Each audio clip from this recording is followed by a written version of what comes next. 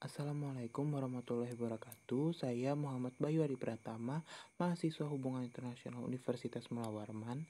Dalam kesempatan kali ini akan menjelaskan pencemaran air yang ada di Sungai Perak, Kalimantan Timur. Penjelasan lebih lanjutnya ada di dalam video berikut. Air merupakan kebutuhan mendasar setiap makhluk hidup yang sangat penting di Indonesia sendiri. Sebagian besar air tawar yang dikonsumsi oleh masyarakat itu berasal dari waduk, sungai, atau sumur-sumur yang dibuat oleh warga. Penjelasan saya mengenai pencemaran air ini kemudian akan memiliki fokus di Sungai Perak, di Desa Bermai, Kabupaten Kutai Barat, Provinsi Kalimantan Timur.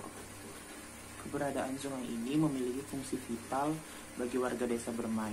Sungai tersebut telah menjadi bagian dari masyarakat desa itu sendiri, dalam artian masyarakat telah menggantungkan kehidupannya kepada keberadaan sungai. Sungai tersebut menjadi pusat ekosistem air, ikan, dan hewan air tawar lainnya. Desa tersebut menggantungkan kebutuhan air bersihnya kepada sungai tersebut, seperti mandi, mencuci pakaian, bahkan untuk mengkonsumsi sehari-hari air tersebut.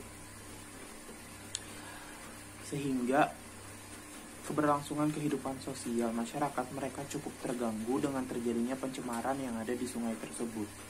Pentingnya air sungai bagi masyarakat menjadikan masyarakat perlu menjaga kelangsungan kualitas air yang ada pada sungai sebagai bagian dari penghormatan terhadap kelestarian lingkungan. Turunnya kualitas air bersih yang ada pada sumber air yang telah disebutkan tadi disebabkan oleh dua faktor.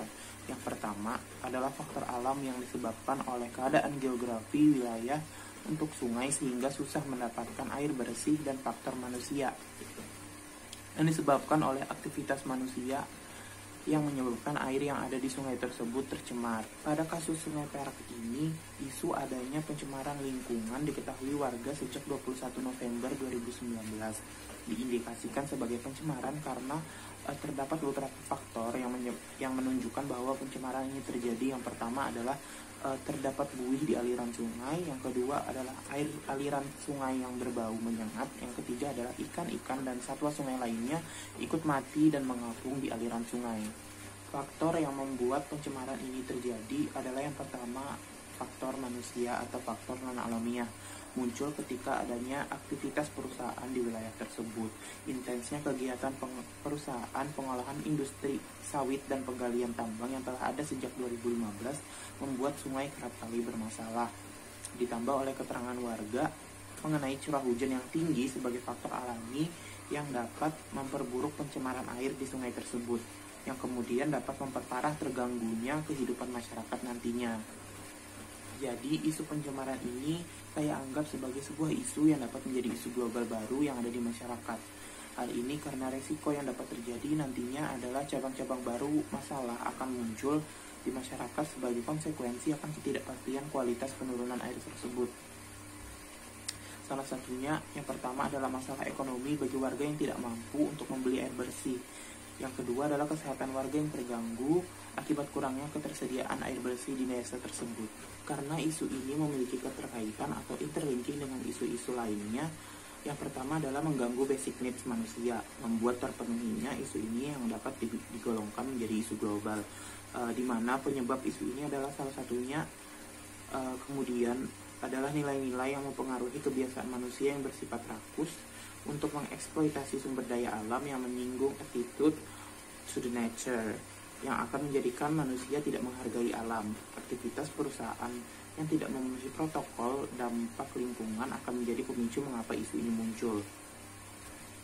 Dalam hal ini, perusahaan sebagai pelaku dan masyarakat sebagai korban yang mendapatkan konsekuensi langsung akan isu tersebut.